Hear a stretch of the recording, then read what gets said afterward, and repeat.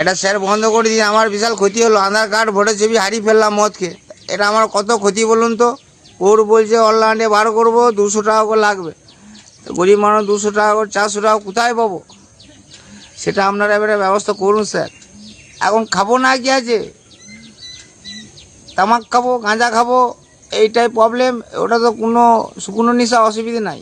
ভদ্রলোক, ওইটা ভদ্রলোকে খাচ্ছে। চরস লয় গাঁজা বিড়ি।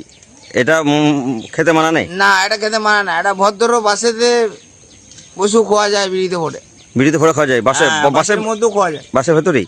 হ্যাঁ, মেয়ে ছেলে তাহলে খাওয়া যাবে না। মেয়ে ছেলে না থাকলে বাসে তো বিড়ি খাচ্ছে সবাই। এই যে মদটা যে বন্ধ করে দিল, মদের বিষয়ে কি বলবেন? কি অসুবিধা হচ্ছে? অসুবিধা কিছু হয় না, মানুষগুলো বেঁচে যাবে, ও আর ঝগড়া করবে না, অশান্তি হবে না, এই হচ্ছে ব্যাপার। কিন্তু মদটা না বন্ধ হলে তো বউ তো ঘরে গেলে অশান্তি করবে, যে টাকা কোনো সব মদ খেয়ে এলে এবারে ঘরে কী খাবে, এলে অশান্তি হয়। কিন্তু যখন বন্ধ হয়ে গেলো, কিন্তু বউরা এবারে ভালোবাসবে যে না আর তো খাই না, পাওয়া তো যাচ্ছে না।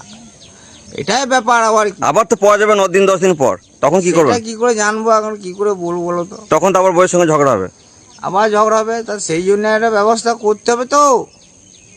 আমরা তো বেরিয়ে যায় ব্যবস্থা যদি হয়ে যায়, পার্মানেন্ট ব্যবস্থা হতে হবে। এই ভোট আসছে বলে এখন ব্যবস্থা নিলে হবে না, ভোটের পরেও ব্যবস্থা নিতে হবে, সেরকম করতে হবে তো।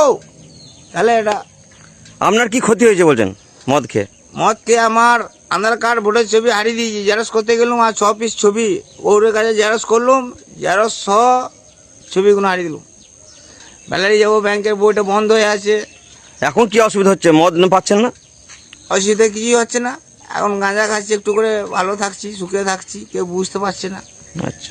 গাঁজা নেশা তো কেউ বুঝতে পারে না, কিন্তু মদের নেশা গন্ধই বুঝতে পেরে যায়। কিন্তু গাঁজাতে তো গন্ধ নাই, বিড়ির মতন। বিড়ি খেলে যেমন সেন্ট, ওইটাও সেন্ট, একই ব্যাপার।